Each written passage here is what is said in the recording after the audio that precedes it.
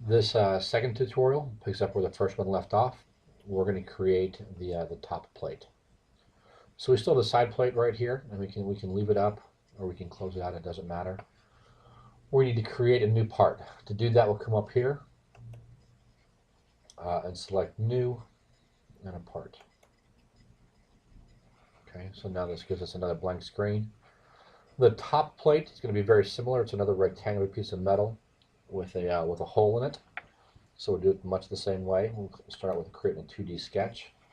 However, the side plate was more aligned with this plane. The top plate is be more aligned horizontally with this one. And you can see the x-axis is right here and the z-axis. Kind of just want to take note of where those are, and then when I rotate, or when I click on this, it's going to rotate the x and z this way. So I'm going to make another rectangle.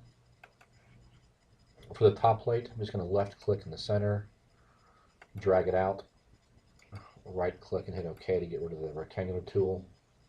I'm going to dimension, click the top part of the rectangle. And this one I'm really not so sure how big this one is. This may only be 2 inches or so. I'm going to use the zoom wheel so I can see everything.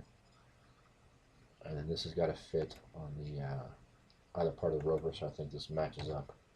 This part should match with the other part, so this will be 4 inches. Okay. And then right click and hit OK to exit from the dimension tool. And then we're going to hit Finish Sketch. Now that we have that rectangle, I'm going to zoom out so I can kind of see it. We'll take this rectangle, we're going to kind of select it. It gives me a little context menu. We're going to extrude this. And I think the other piece was 0.75. This is where you kind of need to write down what your dimensions are and remember what they are. Extrude this just out of the top of the rectangle. So now I've got a little plate right here. I need to put another hole in here. This is where the rod end joint kind of goes into the top. This is going to be a much smaller hole. So I'm going to click this surface, and then on this surface I want to create a new sketch. I'm going to put another hole onto this surface. Kind of right click until I'm done with the hole. How big do I, so I'm going to click on dimension and tell it how big do I want this hole. And I think maybe it was 3/8 or half an inch. And this is where it's good to know your 16ths and your 3/8 measurements, so you know what decimal it is. Off the top of my head, I don't. So shame on me. So I'm just going to say 0.5 because I know what that is. Once again, I kind of locate this hole. Now that I know how big this is, I need to locate this. So I'm going to click the this left-hand side. Last time I used the right-hand side, it doesn't matter where you locate it. I'm going to click this side and then to the center of the hole. And it says it's 0.629 where it is right now. I want that. I think this was right in the middle, but once again, you're going to have to measure. So I think that's just going to be 1 inch. Puts it in the center there. And then a dimension from the top down to the center. And I think that is at 2 inches. Okay, so this hole is dead center in this part. And once again, I can right click and either hit escape or OK to get out of the dimension tool. And now I can drag these around to wherever I want to so that it looks nice. Once I'm done with that, I'm going to hit finish the sketch.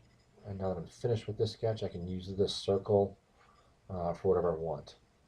I'm going to extrude this circle down through the material to create a hole. So I'm going to select the circle, and I'll just left click on it to select it.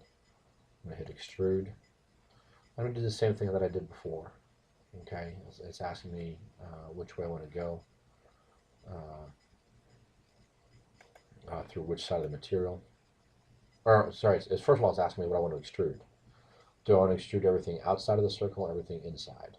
I want to extrude inside the circle, the area inside the circle, and I do want to go down. So you can either remember what this depth was. The easier thing to do is just go to the next face. That way it uses the geometry of the object already there. So this is going to go through the hole to the next face. I'm going to hit the check mark. Oh, that's never good. Okay. So I'm not sure what I did here. We'll hit cancel. We'll just go back and try this again. I'm going to select my circle, then hit extrude. I want to extrude the center of the circle. That looks a little bit better. I want to flip this down into the plate. I'm going to hit this to the next face. We'll hit the check mark.